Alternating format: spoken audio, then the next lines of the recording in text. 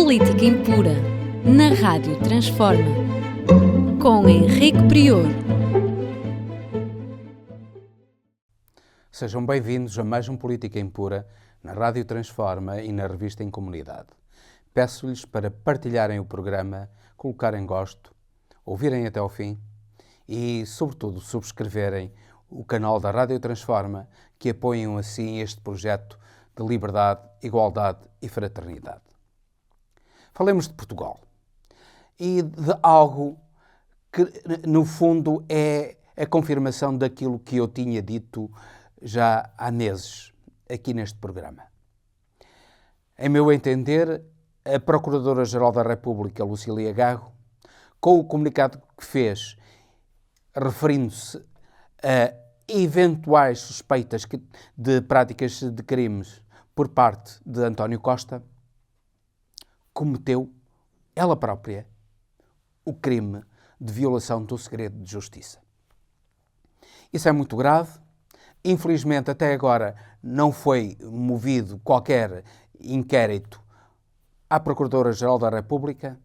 Parece que os partidos portugueses e as instituições portuguesas não têm coragem para o fazer, mas era importante que isso fosse feito, que se apurasse se efetivamente houve crime ou não houve crime.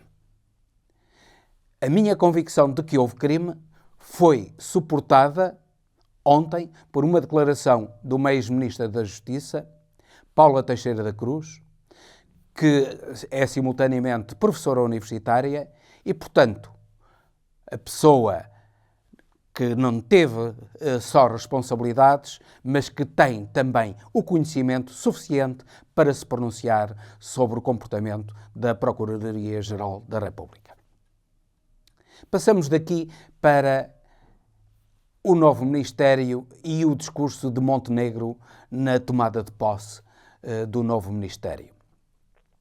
Montenegro, na tomada de posse do novo Ministério, apelou à colaboração do PS.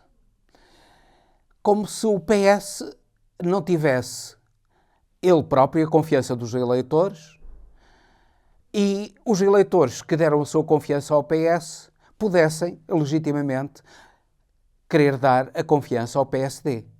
Mas a verdade é que os eleitores que votaram no PS deram a confiança ao PS. Não foi ao PSD. Portanto, o PS está obrigado a seguir a sua política, o seu programa eleitoral e não o programa eleitoral do PSD.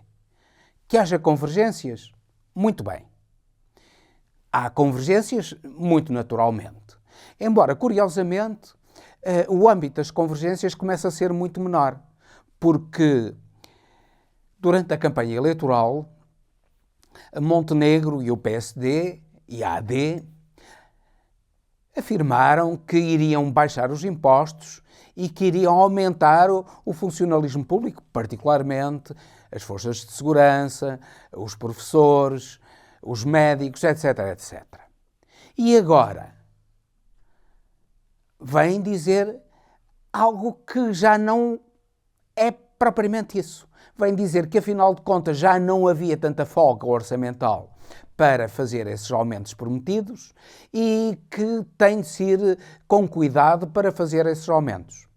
Bem, nós lembramos que o atual Ministro das Finanças, há uns anos atrás, disse que o salário mínimo nacional de 575 euros era exagerado e que, portanto, não se devia aumentar o salário mínimo nacional tanto. Nós estamos aí neste registro do Ministro das Finanças do antigamente, ou melhor, do representante para as finanças do PSD do antigamente e não do atual Ministro das Finanças. E a acrescentar é esta razão que referi do PS não dever sustentar de modo algum a política do PSD, era o que mais faltava, que a aprovação do programa do Governo implicasse a sujeição a tudo aquilo que o Governo vai fazer. Mas não só isso é completamente sem sentido, como até sucedeu algo de particularmente diferente por parte do PSD. em 2011 e em 2021, o PSD aliou-se a toda a oposição para deitar abaixo um governo do PS. Mas agora está a exigir do PS um comportamento que ele próprio não teve quando era oposição a governos PS. Finalmente, vamos falar da composição do governo. É um governo do PSD, da AD, são as escolhas próprias de Montenegro. Vamos ver o que fazem. Há alguns ministros que nos merecem alguma confiança pela sua credibilidade, pela sua capacidade, nomeadamente o ministro da Agricultura, o José Manuel Fernandes, que foi um excelente deputado europeu, e a Maria da Graça Carvalho, que também é uma excelente deputada europeia. No entanto, há aí questões que é necessário refletir relativamente a alguns ministérios. O caso, quanto a mim, mais grave é o do Ministério da Educação e Ciência. Infelizmente, o ensino superior e a ciência e a investigação científica deixaram de ter um ministério próprio, como sucedia com o governo de António Costa. Isso é muito grave. É muito grave porque este país só verdadeiramente transforma o seu perfil económico e só transforma o perfil intelectual dos seus cidadãos com um apoio e um investimento sério na universidade e na investigação científica.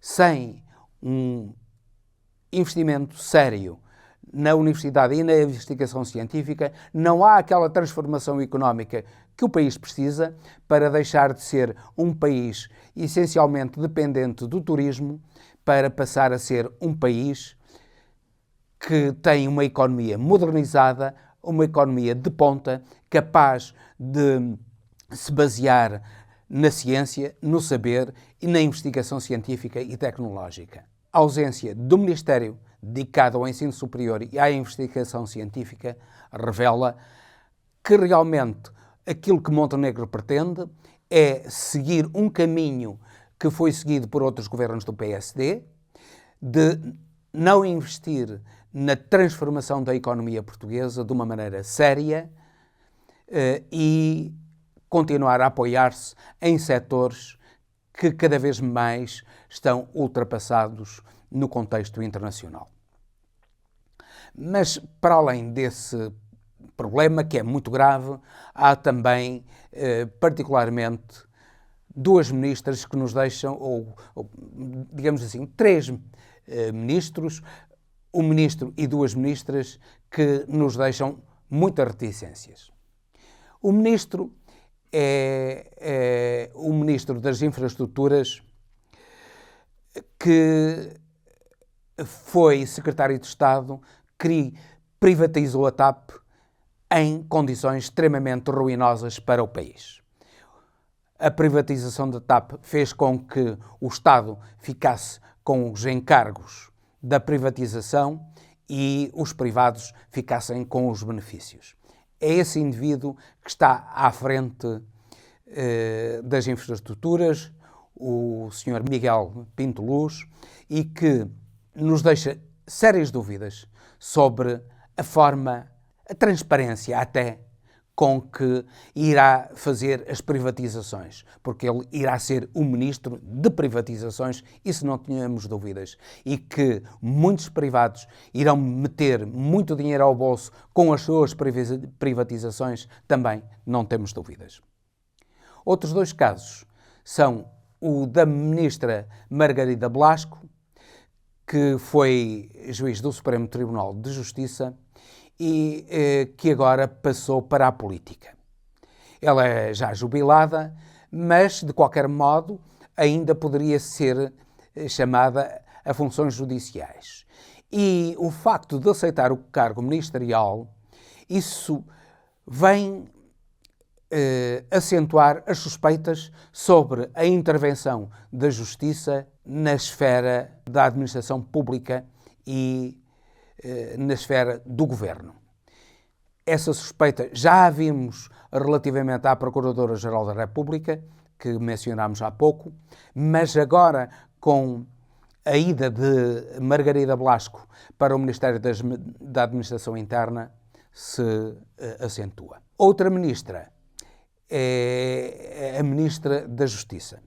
A Ministra da Justiça, Rita Giudice, estava ligada à advocacia de uma grande sociedade de advogados em Lisboa, de que o pai é um dos sócios, e ligada ao setor imobiliário e à concessão de vistos gold através da compra de imóveis em Portugal. Não estamos a ver como é que alguém que está ligado ao mundo dos negócios e está ligado ao mundo dos negócios de compra de bens imóveis no país, que é feito nomeadamente através do branqueamento de capitais por estrangeiros e frequentemente através também do branqueamento de capitais portugueses na compra de imóveis. Como é que ela vai lutar contra a corrupção?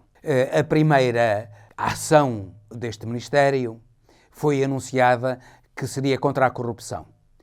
Mas com uma Ministra da Justiça assim, não estamos muito bem a ver, e oxalá que estejamos enganados, como é que se vai lutar contra a corrupção. Porque fazer comunicações e fazer leis que dão alguns meios a mais à Polícia Judiciária e ao Ministério Público e dão inclusivamente, como se fala, a possibilidade de criminalizar o chamado enriquecimento ilícito, que tem sempre o obstáculo da inconstitucionalidade por violação do princípio indúbio pro reo, pois não estamos a ver como é que aquilo que verdadeiramente combate a corrupção, que são medidas contra as offshores, que são instrumentos essenciais para o branqueamento de capitais, contra a exportação ilícita de capitais para o estrangeiro, não estamos a ver que medidas é que irão ser anunciadas contra esse tipo de crimes. Mas também não estamos a ver como é que, por exemplo, um governo do PSD irá acabar com essa vergonha nacional que é o offshore da Madeira, que é um ninho de corrupção. Mas esperamos aquilo que vai sair dali. Falamos agora dos 75 anos da NATO, que se comemoraram nesta semana, e a NATO, que era uma organização militar que foi criada antes do Pacto de Varsóvia e extinta, e que foi dito que seria para combater a expansão da União Soviética, que era feita, posteriormente, através do Pacto de Varsóvia. Pois, afinal de contas, a NATO, que tinha como objetivo programático defender o Ocidente e levar a cabo uma política de defesa, está a acabar de levar a cabo uma política de agressão que já se verificou, por exemplo, no Afeganistão, completamente fora do âmbito do Tratado do Atlântico Norte, que se referia essencialmente à defesa dos países do Atlântico Norte, e também agora vai tentar, inclusivamente, avançar para a Ucrânia, e esse avanço da NATO para a Ucrânia é uma das razões desta guerra que está a causar a destruição da Ucrânia e o sofrimento enorme do povo ucraniano. A NATO faz 75 anos, mas não são para comemorar. Todos os cidadãos com convicções de defesa da paz não devem comemorar os 75 anos da NATO. Devem, pelo contrário, exigir que a NATO se contenha, que a NATO não se alargue mais, que a NATO termine com a sua política de agressão e que não incentive a solução dos conflitos através do aumento das despesas militares, como está a exigir agora, mas através da solução pacífica dos conflitos, através do diálogo e de todas as formas de diálogo, nomeadamente da diplomacia, para a construção de um mundo melhor, de um mundo em que a guerra não seja um instrumento dos mais poderosos para exercerem o seu domínio sobre o mundo. Falamos agora, e isto está ligado de certo modo à NATO, em Israel e no conflito israelo-palestiniano. Tivemos esta semana um ataque destruidor das Forças Armadas de Israel a um veículo de uma organização não governamental que iria transportar alimentos para os palestinianos em Gaza, e foram mortos 7 elementos dessa organização não governamental. Uma organização pacífica, devidamente assinalada. Há agora uma consternação enorme por parte, nomeadamente, de países como a Austrália, que têm sempre incentivado essa guerra agressiva de Israel, e agora, como houve um australiano que foi morto, pois já vem pôr em causa a forma como Israel está a conduzir este conflito. Mas houve também um facto extremamente importante, que foi a destruição pela aviação israelita de um consulado do Irão na Síria. Trata-se de uma agressão a um país que não está neste conflito, e o consulado, era uma parte da embaixada, era território iraniano, e aquilo que Israel fez, com o apoio dos Estados Unidos, porque Israel nunca faria isso sem o apoio dos Estados Unidos, foi agredir um país soberano. Ora, isso demonstra o caráter agressivo de Israel e o caráter de fora da lei, o caráter terrorista deste governo israelita. Estamos a falar deste governo, mas não é só este governo, porque efetivamente este governo israelita tem o apoio massivo do Parlamento e provavelmente até o apoio massivo da maioria dos cidadãos israelitas. Isso é muito grave para a paz mundial, para a paz naquela região, e aquilo que poderá levar é um agravamento deste conflito e uma destruição ainda maior e, eventualmente, a um conflito nuclear. Porque agora, aquilo que sucedeu foi que a Rússia já colocou as suas tropas na fronteira entre Israel e a Síria, e se Israel avançar para dentro da Síria, já atacará não só as tropas sírias, mas também as tropas russas. E certamente que a Rússia não deixará de retaliar. Relativamente à retaliação garantida por parte do Irão, pensamos que ela não irá ser tão grande como se pensa. Pensamos que ela irá ser contida, como sucedeu com a retaliação relativamente ao assassinato do general Hassan Soleimani. Pensamos que aquilo que é mais provável que o Irão faça é destruir as refinarias que estão no Kurdistão iraquiano e que fornecem petróleo a Israel através da Turquia. Da Turquia, que tanto se manifesta a favor dos palestinianos, mas deixa passar o petróleo que fornece precisamente a agressão de Israel ao povo palestiniano. É o cinismo de Erdogan. Mas, passando isso, pensamos que aquilo que o Irão irá fazer é essa destruição contida, não deixando, em simultâneo, de apoiar os Houthis no Iémen, que estão a causar gravíssimos danos à economia israelita, com o bloqueio ao trânsito para o porto de Eilat, para o Golfo da Aqaba, e também não deixarão de apoiar o Hezbollah, que assim, muito mais que o Hamas, é a única organização capaz de enfrentar, como enfrentou já em 2006, o exército israelita, infligindo-lhe graves danos.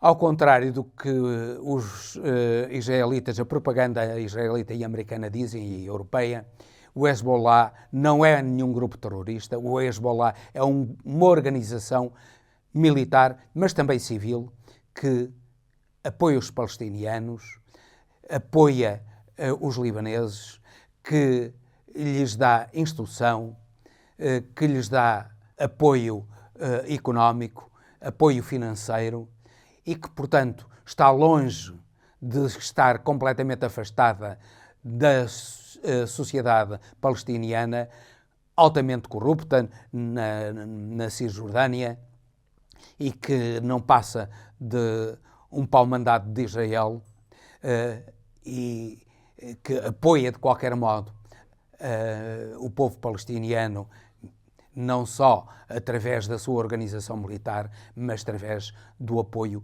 económico e educacional.